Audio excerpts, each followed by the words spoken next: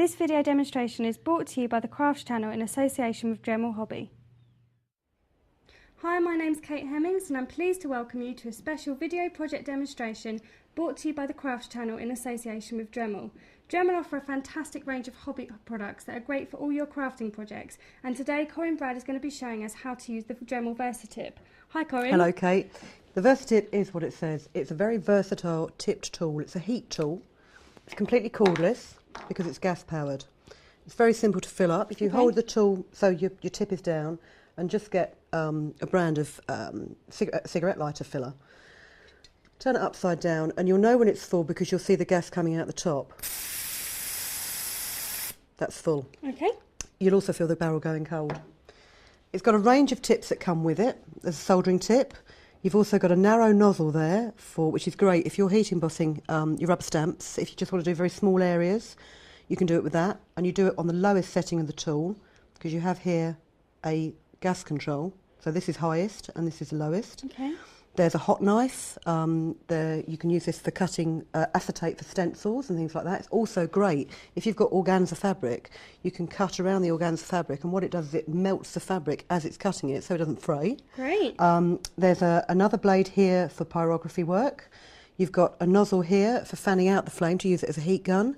You've also got a nozzle that goes on there and it deflects the flame. So if you want to bend materials like plastic, you can place it in the bend and it will heat up that one area, and then you can bend it really easily. Very clever. The tips change very easily. You get a set of spanners in there, a 7mm and an 8mm.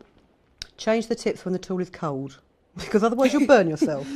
If you use the 8mm one on the barrel of the tool and the 7mm one actually on the nozzle that you're changing, and just twist them apart, and they screw in and out very easily.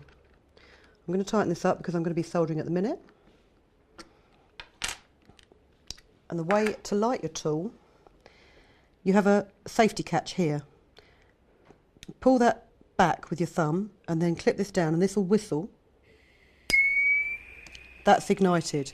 Okay. If you're doing a small bit, you don't want to keep your thumb on there the whole time because it does need to heat up to a certain degree. There's a locking catch here and then you can release this and the locking catch keeps it fired up. As soon as you want to turn it off, just switch off the locking cap. Okay, so we'll light it again. Now, while it's heating up, I don't know if you can see here, but the barrel here is beginning to glow. Yeah. Don't touch it. Okay. I'm going to turn the heat to virtually maximum and I'm just going to leave it here to warm up. Okay. Because what I'm going to do is I'm going to solder some jump rings. Now there's a lot of jewellery out there at the minute that's very long and dangly. There's lots of components that are put together and it will catch in your clothes. You know, if you're putting jump rings together, if you don't solder it, there's a risk of it falling apart. And as you become more into your jewellery making, you want to make things that last. Yeah, especially if you want to have it as a little sideline or you want to do craft parties. Yeah, if you're selling it, you don't want customers coming back going, it broke the first time I wore it. So I've put together some bits. And the easiest way to do it is if you assemble your components first of all with the jump rings in place. And then you start to put them together one by one. So if we open the jump ring on here, in the way that you would normally open jump rings by twisting, don't pull it open, twist it so that it keeps the curve, and we'll just loop on this set of crystals. Okay. Hold your finding with the join here in a pair of pliers, and what you'll need to do is you need to open your flux. This is liquid flux, which is for jewellery making, but you can buy it in powder form and mix it up as you need it.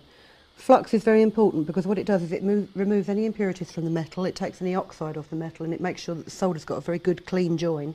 You didn't use a lot there, so you just need a little bit just to clean the surface of it. And the solder that I have here has got 4% silver in it, so it's a nice bright solder, it's lead free. And to check that your solder's okay, just put the VersaTip up against it. You see it's starting to, that's hot. I'm going to turn that down a little bit.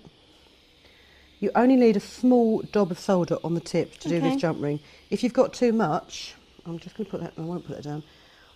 You get a little sponge with some water. This comes with the kit as well. And you simply just wipe off the excess solder on the wet sponge. Okay? Okay.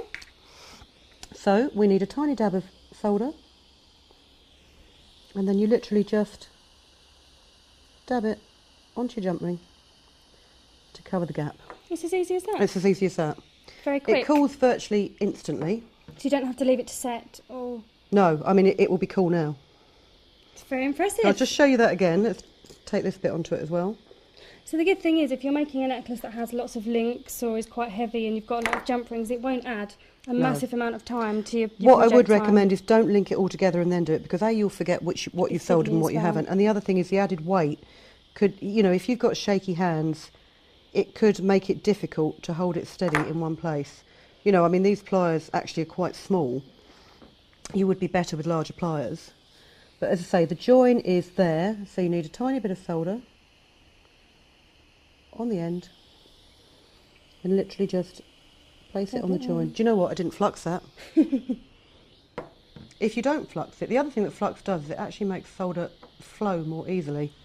But if you've forgotten, you can always flux over the top of it. Oh, really? Yeah. If you're doing large soldering projects, actually I'm just going to do this now. Let's just heat it again. Yeah, perfect join. That is perfect. Very, very quick. You make it look so easy. But if you're doing large soldering projects, flux a little bit at a time, because it evaporates, it doesn't make it wet, but you're easier doing it a little bit at a time so you remember which bits you've done and which bits you haven't. If you're trying to cover a large area, like you're doing a stained glass effect with mosaic tiles and things like this, if you find that it's getting lumpy and you're not getting a nice clean, you need to paint with the tip of it, and if you're not getting a nice clean line, if you add some more flux, it will make the solder flow much more easily and give you a much better line. So I'm just going to put the finding on here, the ear wire on here. Close your jump ring up.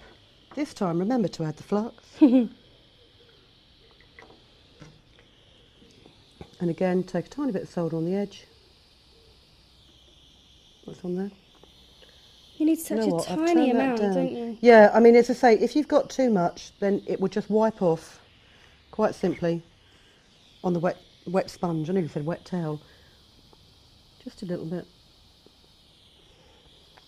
You should work in a well-ventilated area because you will get fumes off the flux. Okay. Now, as I say, this is lead-free. I can't imagine the fumes are too bad, but I don't know. But always work somewhere, you know, don't work in an enclosed space with no ventilation. Because the other thing is, you know, even if they're not dangerous fumes, they're not very nice to breathe in. So there you have a lovely pair of earrings. Nice and secured. Yes, nice and secured. Just one safety note, I've turned the Dremel VersaTip off now. Make sure you do. I wasn't turning it off in between soldering the links because you need to keep it hot to melt the solder, but that will stay hot for quite a while. Put it down, put it out of reach of animals, small children, and once it is cooled a little bit, for added safety, put the safety cover back on it. Okay. Okay, and then you can pack it away actually once it's got the safety cover back on. Great. But don't forget to turn it off. Okay, thanks very much, Corinne. That's okay.